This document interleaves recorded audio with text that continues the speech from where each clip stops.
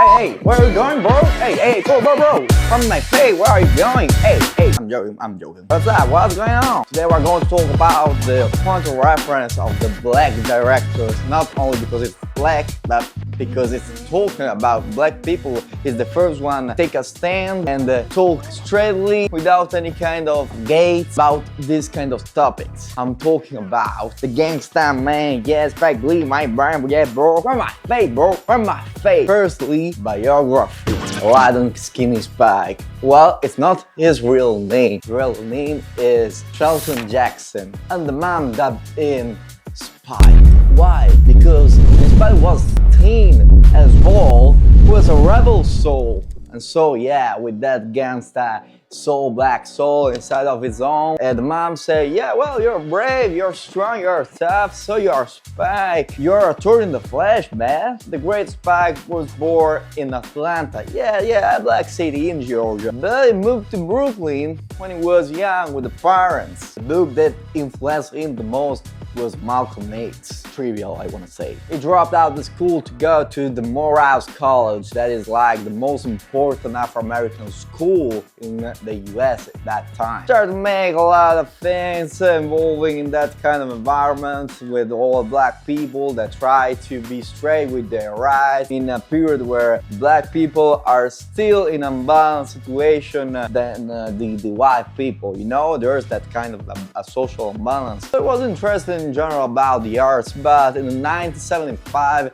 he made an internship in the Columbia Pictures that will convince him to become a director in the future life. We can understand straight away his point of view is a strong provocation about young people and the difference between the black people in his first short that is called The Answer. It's like a critic about Birth of a Nation of Griffith, so one of the milestones of cinema in general, but it was criticized because the Ku Klux Klan was a favor to, well, other times, you know. But Spike Lee, after 80 years, beat him with that kind of short. Of course, you can understand his point of view, his philosophy in that way. I want to say that Spike is sparkling. Sorry. Well, when I came back to New York, I started to discover, find out the cinema the same, that is like the outdoor cinema. And especially, his point of reference became, I understand honestly, Jim Jarmusch. Was shocked about the premiere of Stranger Than Paradise. The first point of reference about the style of Spike Lee in a certain way. Well, it made a long movie, but collab with the production and that kind of thing. So he understood that if he wanted to make his own movies with his own pure style, they have to create a known production company. And there it is. In 1984, he created the 40 Acres in the Mule company, caring about black people and their rights. First movie of him with his own style is Lola Darling, that you can see that is a mature but pure Spike Lee movie with this kind of provocation that we are going to talk about later. Then he started the real career. He's from now on wasn't downhill. Why? Because it started to be the point of reference of every art made by black people. It's like the voice of black people in that year. In fact, it was important in the advertising with very famous spots with Michael Jordan. Or in the music, he created the 40 Acres in the Mule music war to promote black music. That year's the pop music that Spike Lee used a lot every time as the main soundtrack of his operas. Well, then he started to make his masterpiece in the 90s that is the most black part of him, with Do the Right Thing, so a fight between all the ethical groups. Spike created a lot of argue and polemics. Then Jungle Fever with a black and a white woman that secretly marrying each other, creating a lot of Romeo and Juliet situation between two ethical groups that are in contrast. And then there was a huge controversy in 1992 with Malcolm X because it was the symbol of the black movies that Spike Lee wanted to make since he was a child, because his point of reference was that book and that kind of author.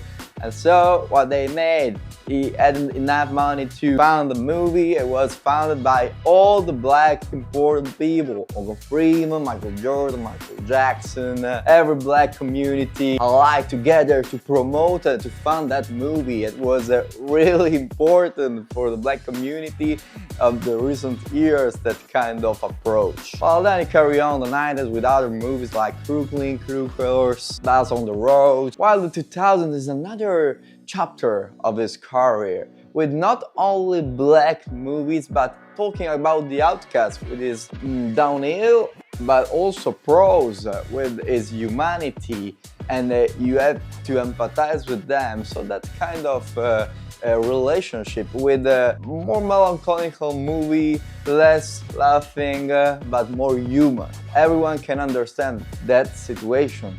For example, as Summer of Sam, Inside Man, or as far as I'm concerned, it's a bad movie, The 25th Hour. And finally, in these recent years, he came back with a satirical communication, like in Black Klansman, like in Fight by Blood. So he came back to black topics, but with more satirical provocation to try to put in the comedy, to make laugh. Think about that. About the philosophy, well, as you got, the main topics, theme are about the outcast, black people, but it made it with a really interesting way. There's no thrilling or tense way. It's all about, well, main characters that are always outcasts or from ghetto, from low-key social values and a weak situation, and they try to get out of that because there's a lot of toxicity, because the society creates that kind of imbalance. And so usually we take good people inside of this system that are victims, and they try to get out. A clear example is You Got the Game. The matter is that in a group there are bad people, of course, and that's why they are labeled like that, like the low-key part of the society. But for that reason, everyone in the group is labeled like a monster, like a freak. Even the good people that are inside of that are forced to live a bad life. In fact, in all his downhills, we understand that they are just like that for the toxic environment that is created by the society. So he criticized the society, but he criticized especially the capitalistic system, the power of money. In fact, there's a lot of time the topic of corruption, because we can manage the other people thanks to money. We can create monsters thanks to that tool. That there's too much violence in the world. And he highlighted, point out that it's not necessary this fight between the ethnic group. We only create that system, this anarchy, these groups, because we are violent. But there is no reason to do that. And that reason he blamed the society, especially the American one, because they decide to communicate with that kind of violence. But he blamed the society with a beautiful style that is his straight point of his identity, and thanks why he is so famous in the cinema industry all over the world. Well, he used the stereotypes for every ethnical group, and he put inside a movie in a realistic society. Especially we are talking about black people, so the dialogue, the language of its movies are black.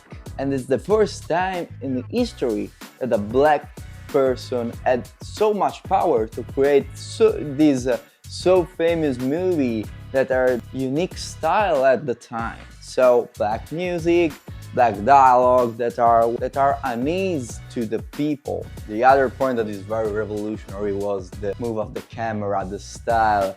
It was in that relationship, especially in the 90s, in that years of advertising, MTV, and it was one of the main directors of also this kind of production. In fact, his movies has this kind of amateur style with a lot of moves, a lot of jump cuts, a lot of weird cuts that are amazing because they create a lot of mess in a movie that you are in the flow. If you watch a Spike Lee movie, you became a black person. That's the point, because a black person was described like him, like a spike.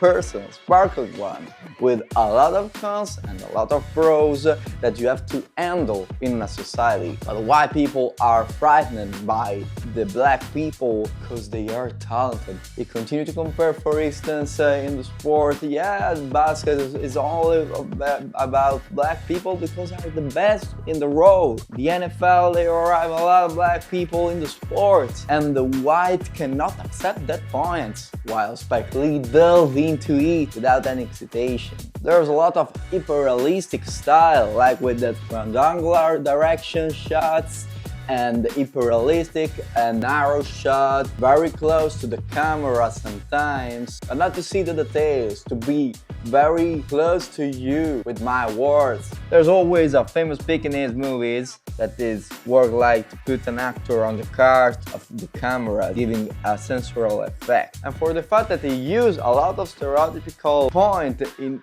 all the situation, a lot of black people criticize him to show a distorted mirror of the real black people. So there's two divided opinion in the black community about Spike Lee's movies, but it creates polemics, so that's the goal of it. Lastly, I will list most important movies, honestly, because he made a lot of movies, and I will say what are the best movies of him in each chapter of his career. First one, so the black careers in the 90s, 80s, 90s. I have to highlight Lola Darling, that is its debut, and it's very material, but you can understand with the less money, you can see immediately its talent, honestly. Therefore, Do the Right Thing, that is the most controversial movie of him. Then Jungle Fever, Malcolm X, Clockers, Bass on the Road, and They Got the Game. Then in the second part, I will only highlight Inside Man and The 25th Hour. And lastly, in the recent years, I have to highlight, without any hesitation, Black Klansman. That is a masterpiece. Well guys, thank you very much for seeing all the video with me. Be live one. Well, see you to the next round.